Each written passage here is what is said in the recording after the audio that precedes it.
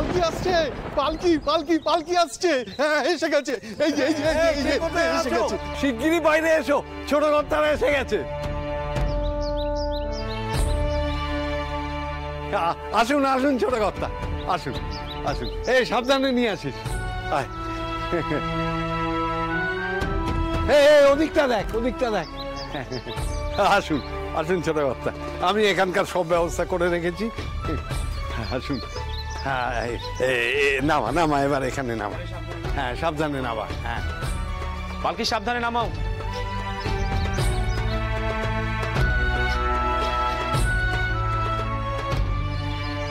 রানী বাইরে এসো।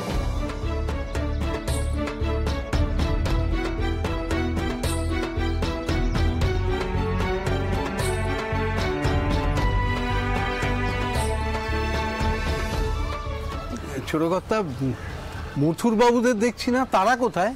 আর বলবেন না নায়ব মশাই, পথে একটা বিপত্তি ঘটেছে। জগদম্বার শরীর খারাপ করেছে, ও জ্বর এসেছে, তাই এতটা পথের ধকল নিতে দিলাম না। পথে ওদের একটা বাড়িতে রেখে এসেছি, কিছুটা সময় বিশ্রাম নিক, আর সন্ধ্যার মধ্যে ওরা চলে আসবে। আমি আর আপনার ছোট বৌরানী চলে এলাম। এখান থেকে কিছু চাকর বাকর ওখানে পাঠিয়ে দিন।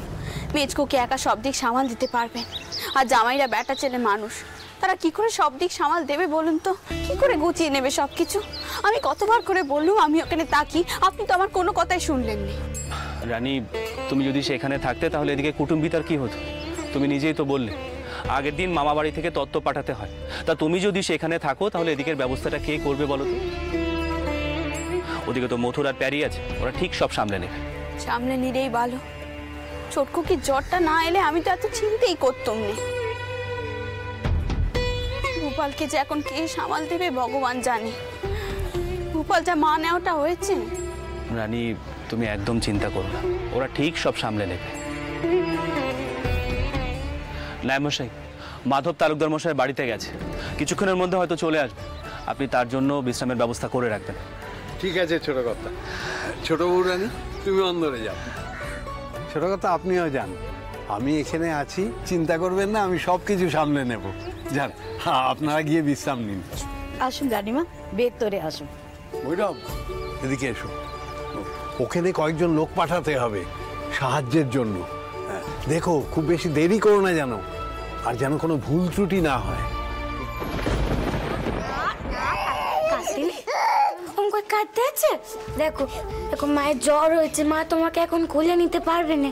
ওরম করে কেঁদো না, ঠিক আছে? তুমি লক্ষ্মী হয়ে তাকো।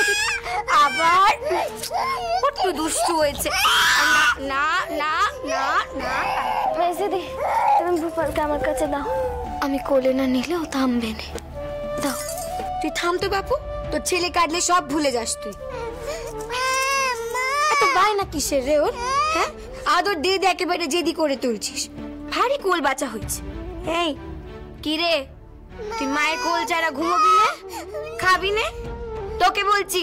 ওর আর কি দোষ খাও দেখি, জন্মের পর থেকে বাচ্চা মায়ের কোলই পেল না, বাপু ওর দিকে ফিরে তাকায়নি।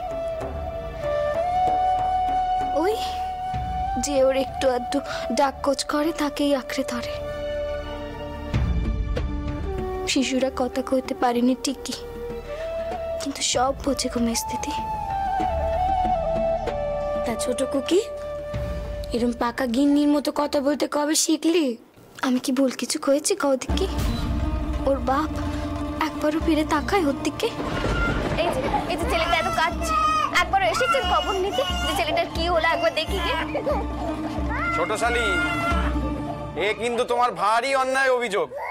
তুমি জানো মথুর আজকে আমাকে কত পথ হাঁটিয়েছে বড় সাবুদানার জন্যে?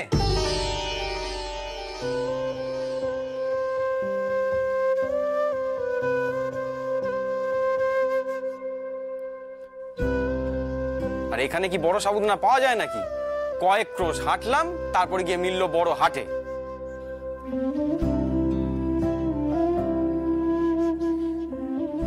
বড় সাবুদানা কেন? ছোট শালি নাকি দুধ সাবুতে বড় সাবুদানা ছাড়া খেতে পারে না। ও হ্যাঁ, তাই তো, আমি তো ভুলেই গেছিলাম।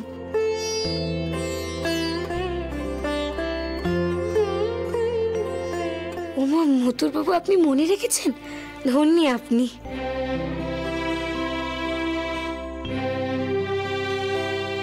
আর তুমি কিনা মথুর বাবুর নামে অভিযোগ করছিলে যে মথুর নাকি খোঁজ খবর নেয় না। ভাই আমার সব দিকে নজর আছে। হ্যাঁ, আপনি শিখুন, মতুর বাবুকে দেখে কিছু শিখুন, কিভাবে স্ত্রীর পছন্দ অপছন্দের বিষয় খোঁজ রাখেন। জানেন তো মতুর বাবু, আপনার এই মেজো ভাইরা তার স্ত্রীর পছন্দ অপছন্দের বিষয় কিচ্ছু জানেননি। নিশ্চয়ই জানি, জোর দিয়ে বলতে পারি আমি জানি। আমার জানায় কোনো ভুল নেই। আচ্ছা, তা কি জানেন শুনি?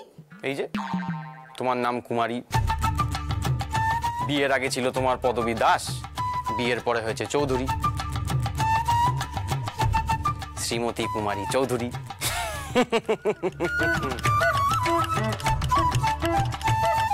তাক, অনেক হয়েছে, অনেক কিছু জানেন আপনি আমার সম্পর্কে।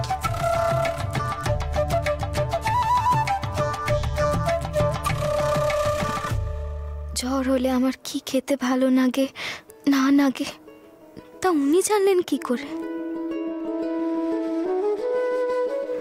আশ্চর্য তো, এত খেয়াল রাখেন আমার। কই মুখে তো। ভাই মথুর, তুমি আমাকে ভারী বিপদে ফেললে। এখন কত মুখ ঝামটা কথা আমায় শুনতে হবে। আচ্ছা তুমি আমাকে একটা কথা বলো তো, জগদম্বার পছন্দ অপছন্দের ব্যাপারে তুমি এত জানলে কি করে? করুণার কাছে শুনেছি।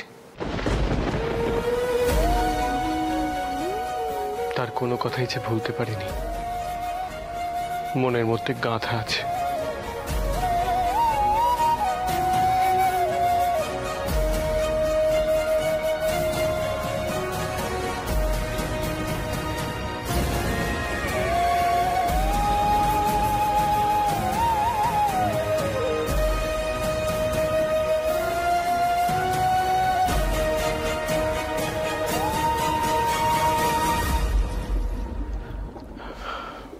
মেজদিদি, ভোপালকে আমায় দিন, আমি ওকে বাইরে নিয়ে যাই, ততক্ষণ জগদম্বাকে খাইয়ে দিন।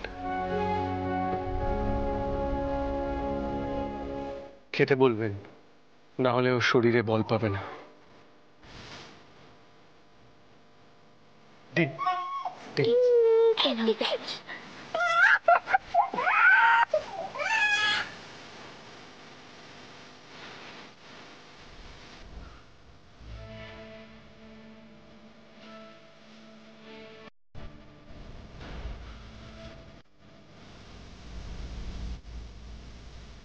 ছোট খুকি, তুই শুয়ে থাক, আমি দুধ সাবুকানা জাল দিয়ে আসছি, কেমন? শুয়ে পড়।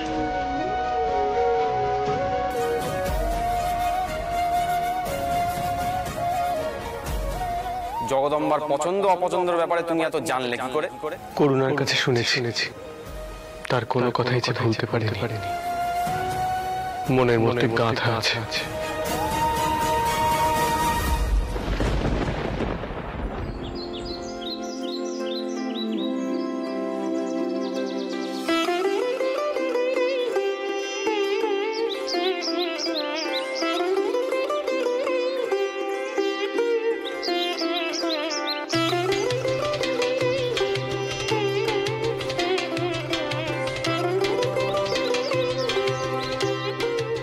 আমি শিব মন্দিরে পুজো দিয়ে তারপর ঘরে ঢুকবো,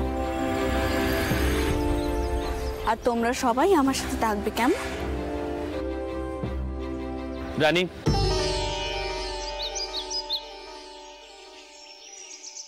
রানী একবার শোনো। মাধব তালুকদারের বাড়িতে গিয়েছি, সেখান থেকে সে কি খবর এনেছে সেটা একবার শুনে দেখো। আমি এই জন্য এই বাড়িতে আসতে চাইনি। মাধব, তুমি তোমার বড় মাকে সব খুলে বলো। কি হয়েছে কি মাধব? কি আর বলবো বড় মা, তালুকদার মশাই বিয়ে উপলক্ষে এলাই আয়োজন করছেন।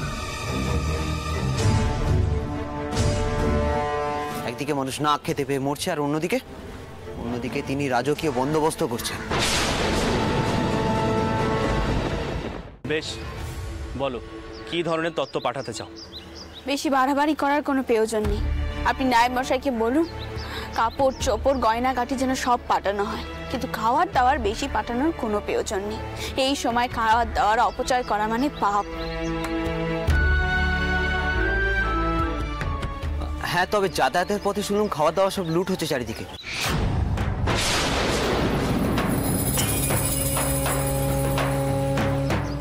ক্ষুধার্ত মানুষেরা প্রাণের মায়া ত্যাগ করে সব লুট করছে। জ্যাঠামশাই, আমাদের তত্ত্বগুলো খুব সাবধানে নিয়ে যেতে হবে।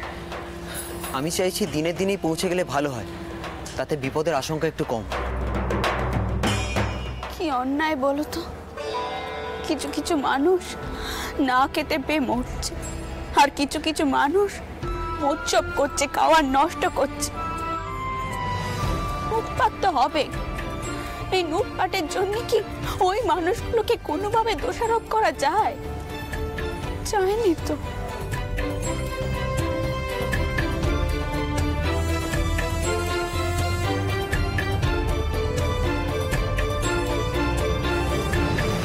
তাই আমি যত তাড়াতাড়ি সম্ভব অন্য সত্তর খোলার ব্যবস্থা করব। যাতে ওই মানুষগুলোকে চুরির দায় কয়েদ না হতে হয়।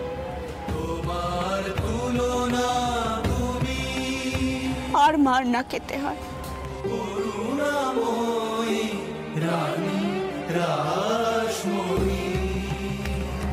যা হচ্ছে কি ঠিক হচ্ছে?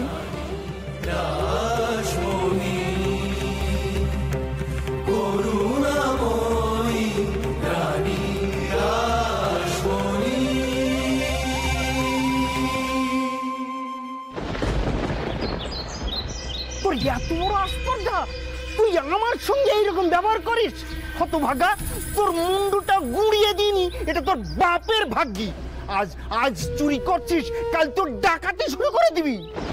এইবারটার মতো ক্ষমা করি দেন বাবু, পাচার এইবারটার মতো ক্ষমা করি দেন। ঘরে খাওয়ার কিচ্ছুটি নাই, ছেলে মুলেরা কিনে যারা ছটফট করতেছে।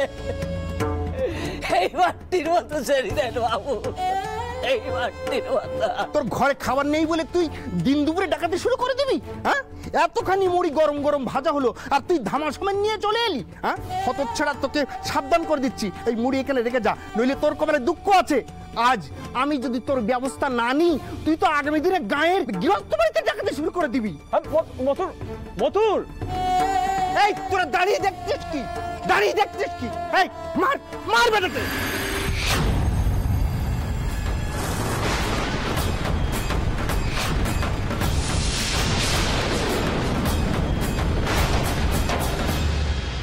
এই কেমন মানুষ আপনি? কেমন মানুষ? হ্যাঁ, গরিব মানুষ, তাকে এভাবে মারতে যাচ্ছেন? গরিব মানুষ পেটে জ্বালা এক ধামা মুড়ি নিতে যাচ্ছিল, তাকে আপনি লাঠি পেটা করতে যাচ্ছিলেন? এই কেমন মানুষ আপনি? কে মশাই আপনি? আমাকে জ্ঞান দিচ্ছেন? কোন সাহসে আমার কাছে বাধা দিতে এসেছেন? হ্যাঁ, দেখে তো মনে হচ্ছে এখানকার লোক নয়। বলি, আপনার পরিচয়টা কি? ইনি হলেন বাবু মথুরামোহন বিশ্বাস, বাবু রাজচন্দ্র দাসের ছোট জামাই।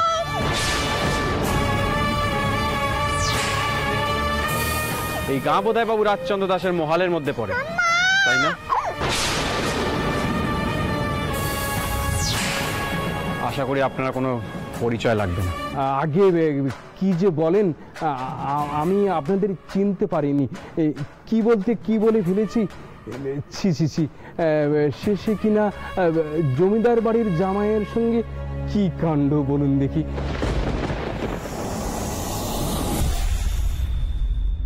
এই মুড়ি ঝুড়ি কি হবে তাহলে? ও নিয়ে আপনি ভাববেন না। কি আক্কেল খানা বল দেখি বগলা, তোর যদি মুড়ির দরকারই ছিল তুই আমাকে কইতে পারতিস, আমি তোকে কয়েক ধামা দিয়ে দিতুম। বেশ, তাহলে তাই দিন। চেয়ে যদি পেত তাহলে কি আর চুরি করতে যেত? পেটের জ্বালা যে বড় জ্বালা মশাই। আমি শোন নই গো বাবু, আমি শোন নই। এই কাজ আমি নিজের জন্য করিনি, বউ বাচ্চার মুখে অন্ন জোগা দিয়ে কাজ করে ফেলেছি। কেঁদো না। রানীমা খুব শিগগিরই অন্নসত্র মহালে খোলার ব্যবস্থা করছেন। তোমাদের আশা করি আর ভাতের অভাব হবে না। শুধু সবটুকু গুছিয়ে নেবার সময়টুকু দিন। অন্নসত্র খুলবেন কি করে রানীমা? অন্ন তো নেই, সারা মাঠ শুকিয়ে খাকা করছে, গোলায় ধান নেই। অভিশাপ লেগেছে কর্তা, অভিশাপ লেগেছে। সব শেষ হয়ে যাবে, সব শেষ হয়ে যাবে। অভিশাপ লেগেছে, এই গ্রাম শুকিয়ে খাকা করছে। কি কাণ্ড বলুন দেখি, বগলে মুড়ি না নিয়ে চলে গেল। ওর কি মাথাটা খারাপ হয়ে গেল? আরে কি আছিস, ওকে ধরে নিয়ে আয়। জামাই বাবু কথা কইছেন। থাক, আমাদের যা বলার হয়ে গেছে। আপনি এই মুড়ির ধামাটা ওর বাড়িতে পাঠিয়ে দেবার ব্যবস্থা করুন, অন্তত এটাকে বাঁচুক। বিলক্ষণ বিলক্ষণ। ওই ধামাটা বগলের বাড়িতে দিয়ে আয়, আর ওই মুদিখানার দোকান থেকে 1 পয়সার বাতাসাও কিনে দিয়ে আসিস। চৌধুরী মশাই, চলুন ফেরা যাক। জগদম্বা সামাল দিয়ে উঠলে এখনই রওনা দেব, আর সময় নষ্ট করা যাবে না। চলুন।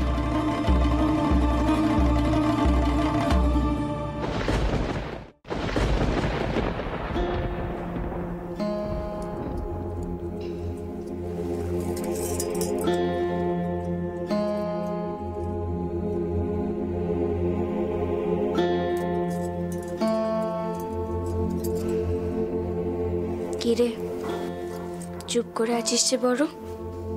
সত্যি কথা কেন কওয়া দেখি। মতুর বাবুর কথা তোর মনে লেগেছে তাই তো? কোন কথা? থাক, তুই আর আমাকে বোঝাস নে।